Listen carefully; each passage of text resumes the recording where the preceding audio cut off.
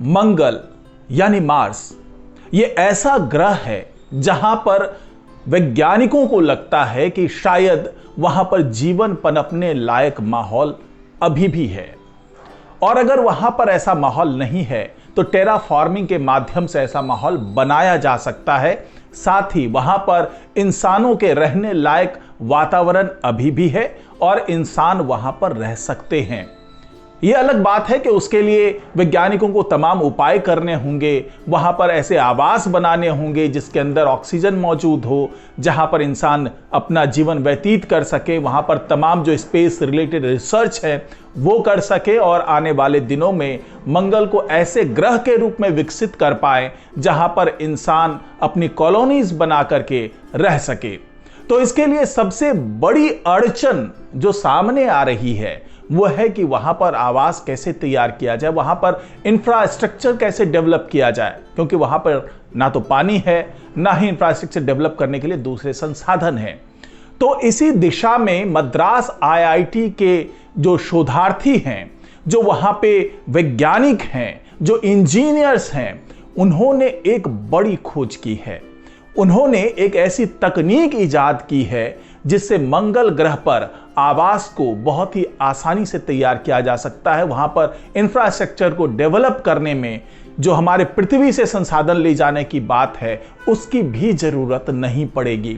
तो आखिरकार ये कौन सी तकनीक है जिसको जानना बहुत ही दिलचस्प होगा आपके लिए भी, और शायद जो दुनिया भर की स्पेस एजेंसी है वो भी ऐसे ही किसी तकनीक की तलाश कर रही थी जो मद्रास आईआईटी ने सामने ला करके दिखा दिया है। तो आज की वीडियो में इसी तकनीक पर चर्चा होगी और चर्चा होगी कि मंगल ग्रह पर किस तरीके से आवास बनाया जाए, कैसे इंफ्रास्ट्रक्चर डेवलप किया जाए। तो इस वीडियो को आखिर तक जरूर देखिएगा। नमस्कार, मैं हूं डॉक्टर सुरजीत सिंह और आप देख रहे हैं महना मिस्ट्री। अगर आपने अभी तक इस चैनल को सब्सक्राइब नहीं किया है तो सब्सक्राइब कर लीजिए, और अगर आपको ये वीडियो अच्छा लगे तो इसको लाइक कीजिए, शेयर कीजिए और कमेंट जरूर कीजिए।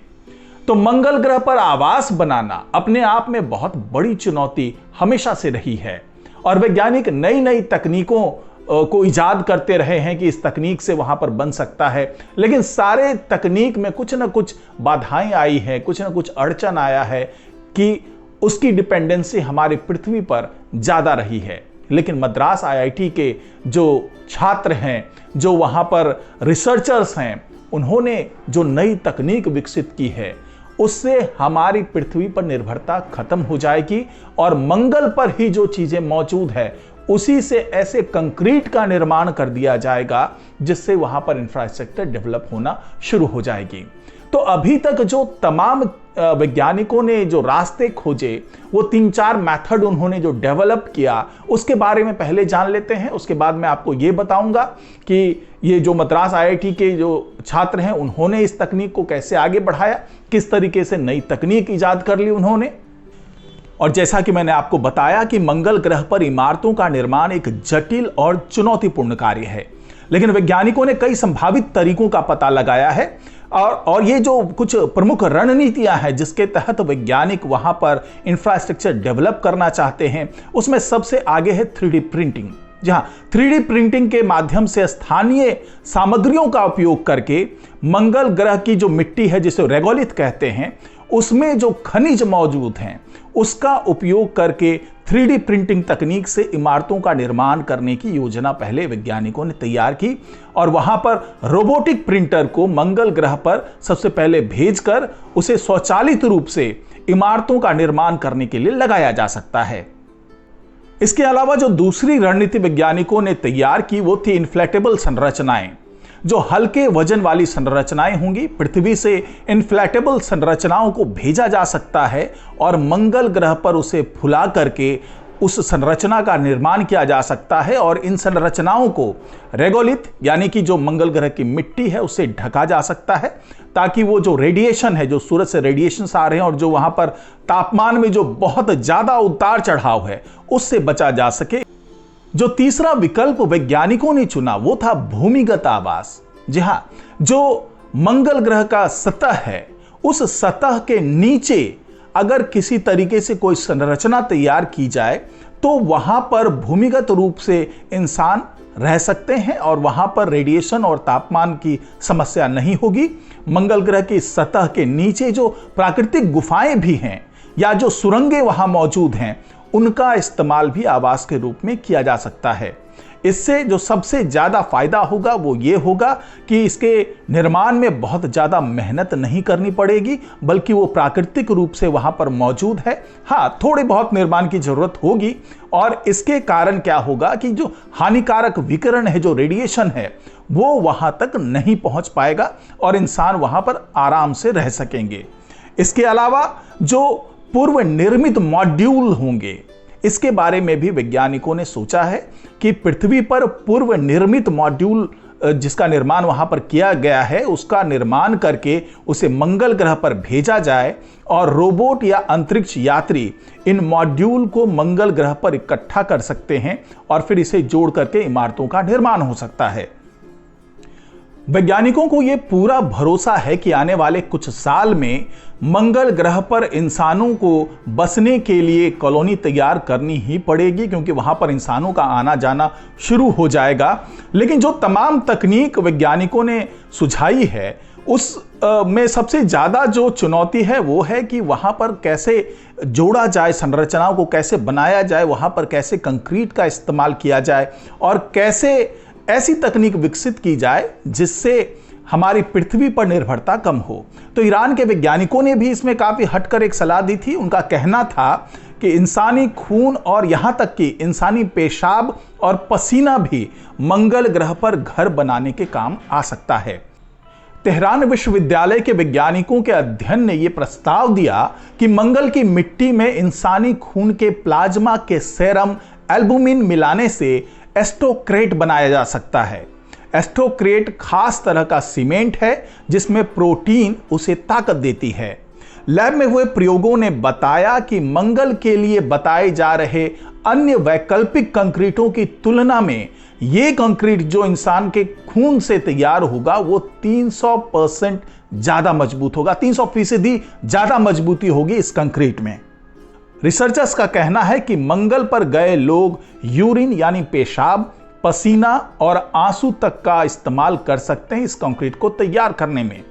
इसमें कोई संदेह नहीं है कि मंगल ग्रह पर इस तरह की सामग्री के उपयोग के कई फायदे हैं, लेकिन इसका इस्तेमाल कर पाना आसान नहीं होगा। मंगल पर जाने वालों को ज्यादा खून निकालना उनकी सेहत को मुसीबत में डालने जैसा होगा। और वैसे भी मंगल पर शुरू में जाएंगे ही कितने लोग, ज्यादा भी गए तो खून पर्याप्त होगा, इसकी संभावना कम है।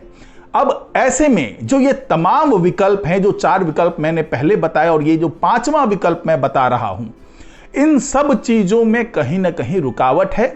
तो इन्हीं सब विकल्पों को ध्यान में रखते हुए मद्रास आईआईटी के छात्रों ने जो विकल्प दिया, वहां के रिसर्चर्स ने जो विकल्प दिया, वो बहुत नायाब विकल्प है और जिसका विश्लेषण करने के लिए जो दुनिया भर की तमाम स्पेस एजेंसी है उनके पास भी भेजा जाएगा कि क्या ऐसा संभव है।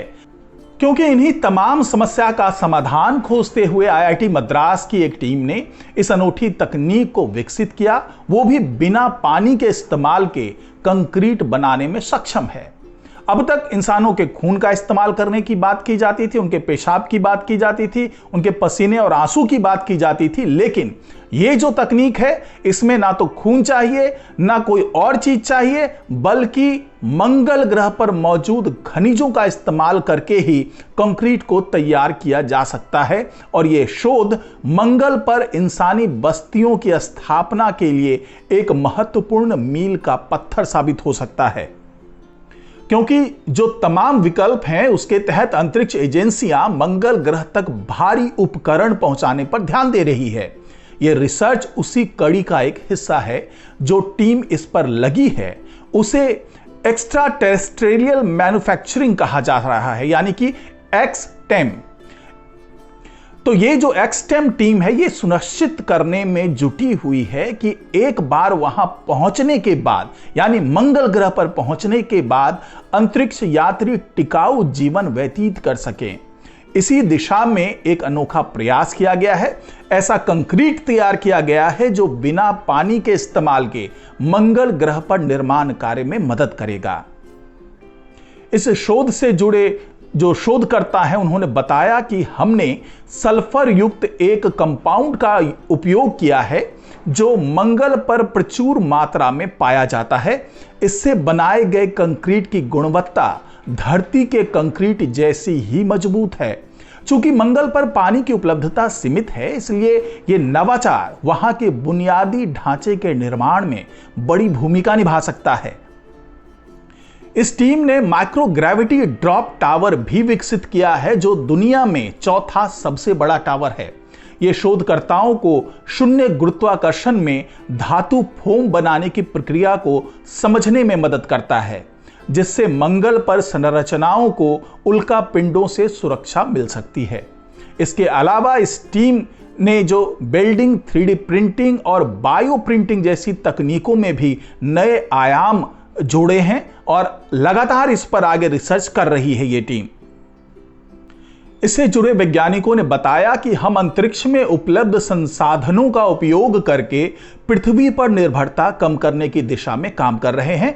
भारत के अंतरिक्ष क्षेत्र में नई ऊंचाइयों को छूने की तैयारी के बीच IIT मद्रास की यह टीम अंतरिक्ष में टिकाऊ जीवन सुनिश्चित करने में महत्वपूर्ण भूमिका निभा रही है। तो इस नई टीम की जो ये नई खोज है, नई तकनीक जो ये विकसित कर रहे हैं, इस पर पूरे दुनिया की जो स्पेस एजेंसीज हैं उनकी भी नजर बनी हुई है, क्योंकि वो भी इस तकनीक को अपनाना चाहते हैं।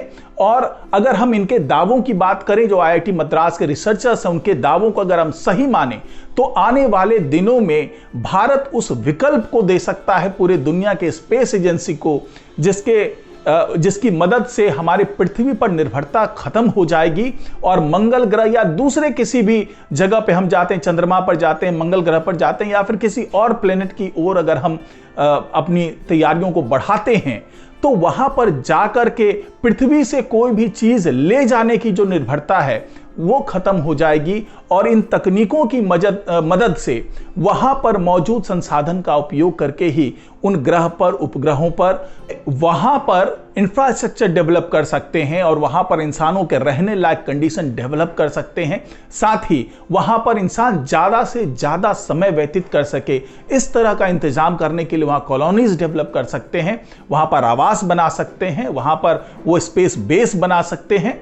तो ये अपनी दिशा में, अंतरिक्ष पे जो टिकाऊ जीवन जीने की दिशा में एक बहुत ही बड़ा जो मील का पत्थर कह सकते हैं, वो आने वाले दिनों में IIT मद्रास के जो रिसर्चर्स हैं वो साबित करने वाले हैं। और उनकी ये खोज, इनकी ये तकनीक जिस पर अभी भी रिसर्च चल रहा है, अगर ये बिल्कुल सफल साबित होता है तो वाकई ये मील का पत्थर साबित होने वाला है। तो आज की रिपोर्ट में फिलहाल इतना ही। नमस्कार।